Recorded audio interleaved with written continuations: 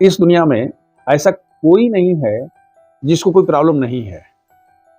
बच्चा है, बूढ़ा है, धनी है, गरीब है, स्त्री है, पुरुष है, छोटा है, बड़ा है, सबको कोई ना कोई प्रॉब्लम है और वो प्रॉब्लम यूनिक है।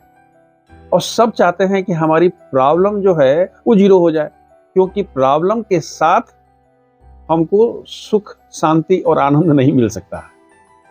अच्छा, प्रॉब्लम भी अलग लेवल में अलग अलग तरह के लोगों के पास अलग अलग होती है। भाई, अगर स्टूडेंट को अपने करियर की बात है, पढ़ाई लिखाई की प्रॉब्लम है, किसी को हेल्थ का इशू हो सकता है, किसी को फाइनेंशियल इशू है, प्रोफेशनल इशू है, इंटरपर्सनल रिलेशन वाले इश्यूज हैं। मतलब ये हुआ कि ये सब इश्यूज हैं। हमारी दिक्कत तब होती है जब हम छोटी छोटी चीजों को, यानी इश्यूज को प्रॉब्लम समझते हैं और उसको लेकर के परेशान हो जाते हैं, क्योंकि परेशान मन से आप किसी प्रॉब्लम का सलूशन नहीं कर सकते। ध्यान रखने की बात है कि issues and problems are two different things. Issues छोटे होते हैं, उनको रिजॉल्व किया जाता है। प्रॉब्लम्स बड़ी होती हैं और उनको सॉल्व किया जाता है।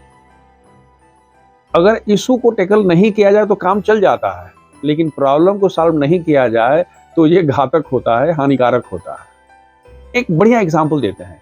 एक विद्यार्थी परीक्षा देने जाता है, सीटिंग अरेंजमेंट होती है, उसको ऐसी सीट मिलती है जहां लाइट का प्रॉब्लम है। तो याद रखिए, ये प्रॉब्लम नहीं है, ये इशू है और इस इशू को इमीडिएटली रिजॉल्व किया जा सकता है। बड़ी बात नहीं है, भाई सीट चेंज कर दो या वहां पर लाइट की व्यवस्था कर दो। लेकिन यदि कैंडिडेट को क्वेश्चन पेपर मिलता है और उसको उस क्वेश्चन पेपर में आए हुए प्रश्नों का जवाब ही नहीं पता है, तो ये प्रॉब्लम है। और ये प्रॉब्लम उस समय इमर्ज नहीं हुई है। इस प्रॉब्लम से रिलेटेड बहुत सारे इश्यूज हैं। एक साल पहले उसको टीचिंग मटेरियल नहीं मिला, प्रॉपर टीचिंग नहीं हुआ, समय नहीं मिला, उसको वो सपोर्ट नहीं मिला, उसका हेल्थ इशू था। मतलब ऐसे जितने भी इश्यूज थे वो सब इश्यूज एक साथ कलेक्ट होकर के और एग्जामिनेशन हॉल में प्रॉब्लम बन के सामने आ गए।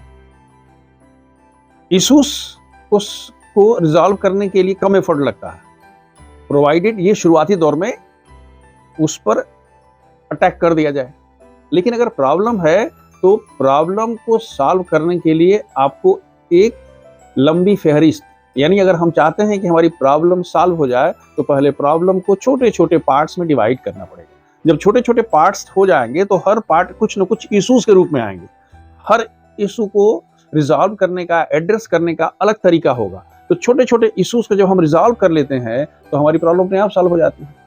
इसलिए दोस्तों, यदि आपके जिंदगी में भी कोई प्रॉब्लम है या प्रॉब्लम आने की संभावना है तो सबसे पहले उसको छोटे छोटे इश्यूज में बदल दीजिए।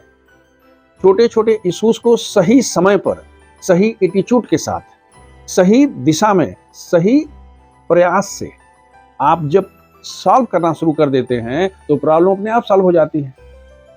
ठीक,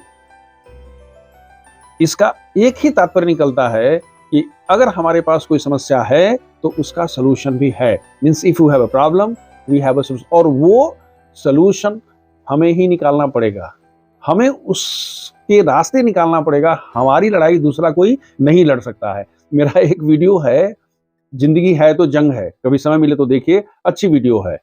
इसलिए if you have some problem, try to convert the same into issues, resolve the issues and solve the problem. शुभ मस्तु।